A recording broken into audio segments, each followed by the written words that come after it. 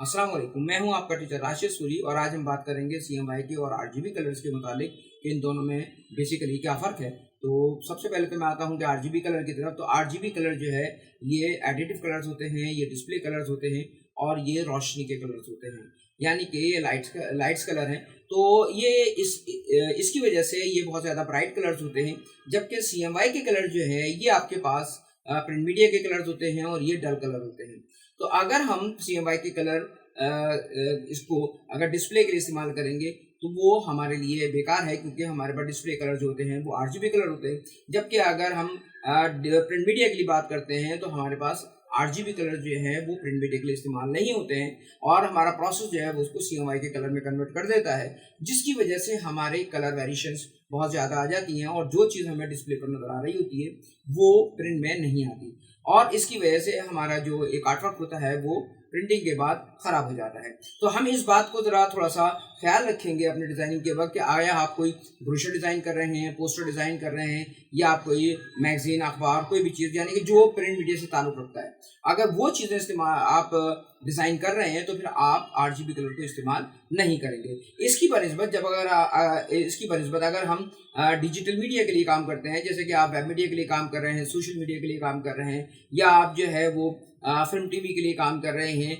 और जो भी डिस्प्ले की आपकी ग्राफिक्स है उसके लिए इस्तेमाल करेंगे तो हम वो RGB कलर लेंगे, क्योंकि CMYK कलर उसमें हमारे पास इस्तेमाल नहीं होते हैं। तो ये एक बेसिक डिफरेंस है हमारे पास कि RGB कलर जो है वो सिर्फ और सिर्फ डिस्प्ले के लिए होता है, यानी कि डिजिटल मीडिया के लिए, जबकि CMYK कलर जो है वो हमारा सिर्फ और सिर्फ प्रिंट मीडिया के लिए होता है।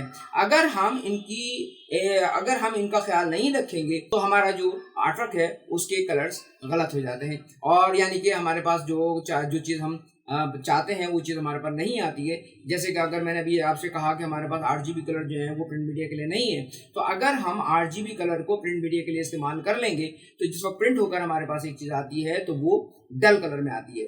तो इसमें दो तीन बातों का ज़रा थोड़ा सा और ख्याल रखिएगा कि RGB कलर जो है ये लाइट्स कलर हैं और ये ब्राइट कलर्स होते हैं। लाइट से मुराद रोशनी के कलर, यानी कि सूरज के कलर्स जो होते हैं ये आपके पास RGB कलर्स होते हैं। सूरज का कलर जो है आपके पास सूरज की रोशनी जो है आपके पास ये RGB कलर से बनती है, यानी कि अगर हम RGB कलर को 100% मिलाते हैं तो हमारे पास जो कलर बनता है वो वाइट होता है। जबकि अगर हम इनमें से तमाम कलर्स को 0% कर दें तो हमारे पास कलर बनता है ब्लैक। इसी तरीके से जब हम CMYK कलर की बात करते हैं तो CMYK को जब हम 100% मिलाते हैं तो हमारे पास कलर बनता है ब्लैक और अगर हम इसको 0% कर देते हैं तो हमारे पास कलर बनता है वाइट।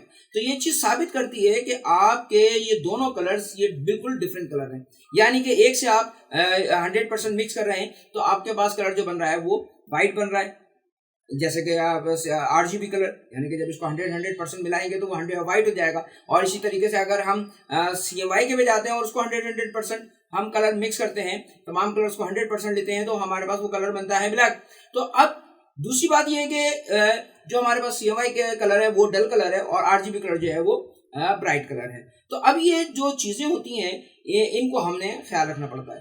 तो इसमें 3-4 डिफरेंस जो भी मैंने तमाम बातों में डिस्कस किया आपसे, यानी कि आप उसको नोट करके रखें कि आपके पास RGB कलर ब्राइट कलर्स होते हैं, लाइट्स कलर होते हैं और आपका ये डिजिटल मीडिया के लिए होते हैं। दूसरी चीज़, जब CMYK कलर की बात करेंगे हम तो सियान, मैजेंटा, येलो और ब्लैक ये आपका सिर्फ और सिर्फ प्रिंट मीडिया के लिए होता है और ये डल कलर होते हैं। इसी तरीके से RGB कलर को हम एडिटिव कलर कहते हैं, जबकि हम CMYK कलर को सब्ट्रैक्टिव कलर कहते हैं। तो उम्मीद करता हूँ आपको मेरी क्लास पसंद आई होगी। नेक्स्ट क्लास तक के लिए मुझे इजाज़त दीजिएगा। अल्लाह हाफ़िज़।